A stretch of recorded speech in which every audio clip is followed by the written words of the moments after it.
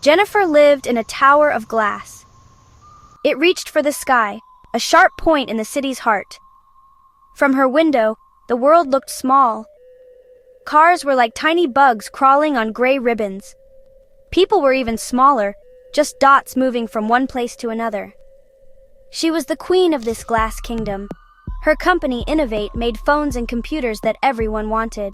Her face was on the cover of magazines. They called her a genius, a visionary, a woman who had built an empire from nothing but an idea. Her days were a blur of meetings and decisions, each one worth millions of dollars. She wore expensive clothes that felt like armor, and her smile was practiced, perfect for the cameras that followed her everywhere. But inside the glass tower, there was an echo. It was the sound of her own footsteps on the polished marble floors. It was the silence in her apartment, a place so big and empty it felt like a museum. Jennifer was watched by millions but was seen by no one. The people around her saw the CEO, the success story, the power. They did not see the woman who ate dinner alone, staring at the city lights. They did not see the ache in her heart, a hollow space that fame and fortune could never fill. She had everything the world said was important: a fancy car, a beautiful home, money that could buy anything. But happiness was not for sale. It was a ghost in her perfect life. The biggest ghost was her son. His name was Leo. He had her eyes, but a smile that was all his own. He had left years ago after a fight that felt like a lifetime ago. The words they had shouted still hung in the air of her memory. He had said her work was more important than him.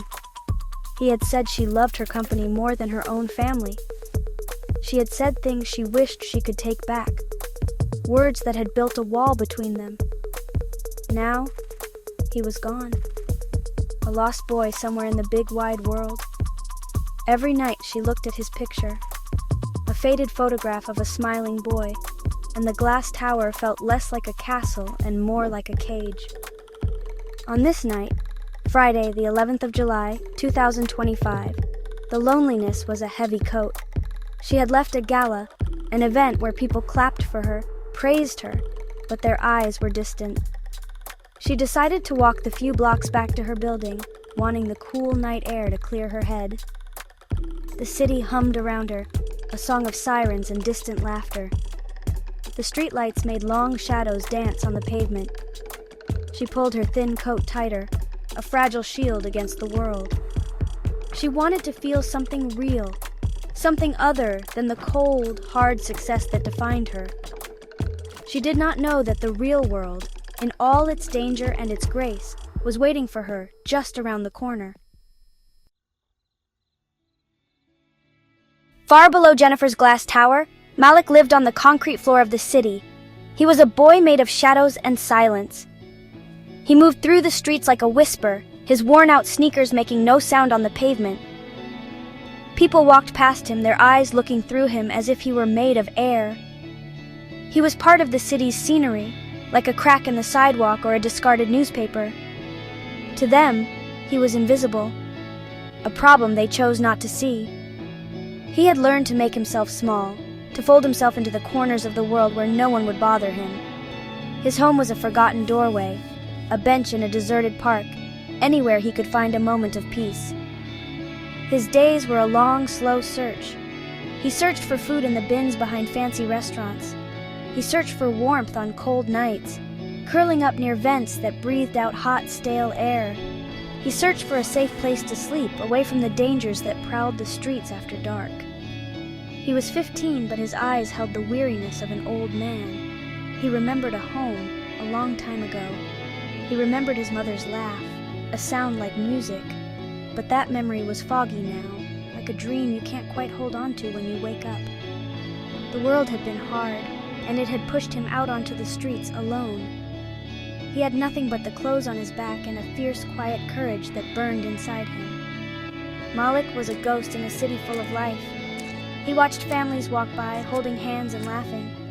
He saw kids his age going to school, their backpacks full of books and their futures full of promise. He saw them complain about homework and chores, things he would have given anything to have. A deep, quiet sadness lived in his chest. It was a constant companion, a reminder of all the things he didn't have. A bed, a hot meal, a kind word. He was unwanted, a piece of a puzzle that didn't fit anywhere. He learned to survive on his own, trusting no one, because trust was a luxury he could not afford. The world had taught him that lesson, over and over again. But deep inside, under the layers of dirt and hunger, there was a goodness in Malik. He would sometimes leave a piece of bread he found for the stray cats that roamed the alleys. He would help an old woman pick up her dropped groceries, then disappear back into the shadows before she could even thank him. He held on to his humanity like a secret treasure. It was the one thing the hard world could not take from him. On this Friday night, he was huddled in an alley, listening to the city's heartbeat. He was just trying to get through another night, unaware that his world was about to collide with another, one so different from his own it might as well have been on another planet. The alley was Malik's temporary refuge. It was a narrow space between two tall buildings, smelling of rain and garbage. He was hidden in the deepest part of the shadow, a place where he felt safest. From there, he could see the bright, busy street without being seen. He watched the expensive cars glide by. He saw people in beautiful clothes, their laughter echoing in the night air. It was like watching a movie, a story of a life he would never know.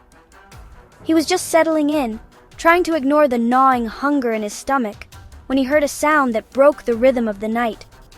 It was a sharp cry, followed by a man's harsh voice. He peeked around the edge of the brick wall. He saw a woman. She was pinned against the wall by two large men. One was grabbing for her purse, the other holding her arm. Her face was pale with fear under the orange glow of the streetlight. Malik recognized her instantly. It was the woman from the magazines, the one with the glass tower and the powerful company. Jennifer. He had seen her picture on a newspaper someone had left on a bench. Here she was, not powerful, not a genius, but just a scared woman in a dark alley. The men were rough, their voices low and threatening. They wanted her money, her jewelry, anything she had. Malik's heart pounded in his chest like a drum. Every instinct told him to stay hidden, to stay safe. The streets had taught him to mind his own business, to look away, to survive. These men were big and dangerous. He was small and hungry. What could he do? He could just stay in the shadows and let it happen. It had nothing to do with him. She was from another world, a world that had never cared about him. Why should he care about her? He pressed himself back against the cold brick, his mind racing. He saw the terror in her eyes, a look he knew well. It was the look of being powerless, of being trapped. But then, something inside him shifted. It was that small, secret piece of goodness he kept hidden away. He thought of the stray cats he fed. He thought of the old woman with her groceries. He couldn't just stand there. He couldn't just watch. He was invisible, yes, but for the first time, he wanted to be seen. He wanted to do something. He took a deep breath, his fear mixing with a strange new feeling. Resolve. He grabbed an empty metal trash can lid, his hand shaking. It wasn't much of a weapon, but it was something. He was just a boy from the shadows, but tonight, he was going to step into the light. With a loud, defiant yell, Malik burst from the shadows. He ran towards the men, banging the trash can lid against a brick wall. The sound was deafening, a sudden explosion of noise in the quiet alley. It echoed like a gunshot. The two men jumped, startled. They spun around, their faces a mix of anger and confusion. They saw a skinny boy, his eyes wide but determined, holding a trash can lid like a shield. "Leave her alone," Malik shouted, his voice cracking but firm. He didn't have a plan. He just knew he had to create a distraction to make them stop. He was terrified, but he stood his ground, a small warrior in a torn jacket. The men were surprised by the noise and the sudden appearance of the boy. They hesitated for a moment, looking from the boy to the woman. They hadn't counted on a witness, especially not one making so much noise. People on the street were starting to turn their heads. The risk was suddenly too high. One of the men cursed. shoved Jennifer against the wall one last time, and they both took off running, disappearing into the darkness of another alley. Silence fell again, broken only by the sound of Jennifer's ragged breathing and the distant city hum. Malik stood there, his heart still hammering, the trash can lid still clutched in his hand. Jennifer slid down the brick wall, her legs giving out from under her. She sat on the dirty ground, her expensive dress ruined, her body trembling. She looked up at Malik, this boy who had appeared out of nowhere, this shadow who had saved her. He was still standing there, frozen, as if he wasn't sure what to do next. He looked scared, but he also looked proud. He had faced down two grown men. He had done what no one else had. She saw the grime on his face, the hunger in his eyes, and the incredible bravery in his posture. He was just a child who had risked everything for a stranger. She looked at him, and for the first time in a long time, she truly saw someone. Not an employee, not a competitor, but a person, a hero. Tears streamed down her face, washing away the makeup and the carefully constructed mask she wore every day. He started to back away, to melt back into the shadows he came from. "Wait!" she whispered, her voice hoarse. He stopped. She looked into his eyes, and she said the only words that came to her, words that came from the deepest part of her heart, words that were meant for her own lost son. "You're a good boy," she whispered. "You are such a good boy." And Malik, the boy who had never been seen, the boy who had never been praised, stood in the alley and began to cry.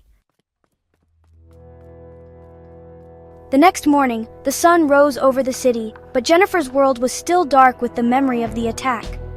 The fear was there, but something else was stronger, the image of the boy who had cried when she called him good. He had disappeared as quickly as he had appeared, melting back into the night before the police arrived. She had given them a vague description, but she knew they wouldn't find him. He was a ghost, a boy the world was trained not to see. But she had seen him, and she couldn't let him go. She canceled all her meetings. Her empire could wait. Finding that boy was the only thing that mattered.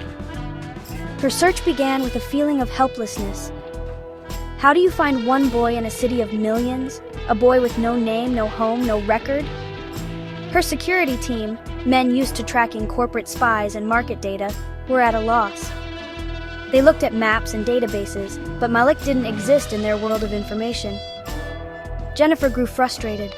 They were looking in all the wrong places. They were looking in the world of glass towers, not the world of concrete floors. She realized she had to do it herself. She had to leave her kingdom and walk in his world. She had to learn to see the city not from her window, but from the pavement up. So she started walking. She put on simple clothes, a plain coat and comfortable shoes, leaving her armor behind. She went back to the alley where it had all happened. She walked the nearby streets, looking into the faces of the homeless, the forgotten people she used to walk past without a second glance. She visited soup kitchens and shelters, places she had only ever seen on the news. She described the boy to anyone who would listen, a skinny boy, about 15, with brave eyes. Some people shook their heads, some ignored her, but a few listened. They saw the desperation and sincerity in her eyes. It was a slow, painful process. Days turned into a week. Jennifer felt a despair she hadn't felt in years, but she refused to give up. This search had become more than just finding the boy who saved her. It was a search for her own humanity. It was a penance for all the years she had lived in her tower, blind to the suffering below. Finally, an old woman at a food pantry recognized her description. "You mean Malik?" she said. "Sometimes he comes by. Quiet boy, good heart." The woman told her where Malik sometimes slept, in a small, abandoned park by the river. Jennifer felt a surge of hope. She had a name, Malik, and she had a place. Her search was finally leading her somewhere. Jennifer found the park by the river. It was a small, neglected patch of green. She saw him sitting on a bench staring at the water. It was Malik. He looked even thinner in the daylight. When he saw her approaching, his body tensed. He stood up, ready to run. His eyes were full of suspicion. In his world, people like her didn't just show up, they wanted something or they were there to cause trouble. He didn't trust her, he had helped her, and that was it. He wanted to disappear again, to go back to being invisible. He didn't want this complication. He didn't want this connection to her world. She stopped a safe distance away, holding up her hands gently. "Malik," she said softly, "I'm not here to hurt you. I just want to thank you." She didn't move closer. She just stood there, letting him see that she was not a threat. She told him her name was Jennifer. She told him that what he did was the bravest thing she had ever seen. He didn't say anything, but he stopped backing away. He just watched her, his guard still up. She knew that earning his trust would not be easy. It was a wall built of years of neglect and disappointment, and she would have to take it down one brick at a time. So she started coming back. Every day she would visit the park. She didn't push or pry. She would just sit on a bench nearby. Sometimes she would bring food, leaving it for him without a word. A warm sandwich, a bottle of water, a piece of fruit. She would talk quietly, telling him about her day, about her company, about her loneliness. She told him about her son Leo and how she missed him. She made herself vulnerable, showing him the cracks in her own perfect life. Slowly, very slowly, Malik started to listen. He saw that her sadness was as real as his own hunger. One day, after almost 2 weeks, she was sitting on the bench when he walked over and sat at the other end. He didn't look at her, but he didn't run away. He unwrapped the sandwich she had left and began to eat. It was a small gesture, but it felt like a monumental victory. It was the first stone in the bridge between their two worlds. It was the beginning of trust. He started to talk, just a little at first. He told her about the streets. He told her about being invisible. She listened to every word, giving him the one thing he had never had, someone who truly wanted to hear his story. The bridge of trust grew stronger each day. Jennifer helped Malik find a safe place to live, not a fancy apartment, but a room in a youth shelter where he would be warm and cared for. She made sure he had food, new clothes, and books, but she knew that these things were not enough. The most important thing she gave him was her time and her respect. She helped him enroll in school, and she sat with him for hours as he struggled with the homework, his mind eager to learn but years behind. She saw the bright, curious boy who had been hidden beneath the grime and the hunger. He was smart. He was kind. He just needed a chance. As Malik began to flourish, Jennifer began to change.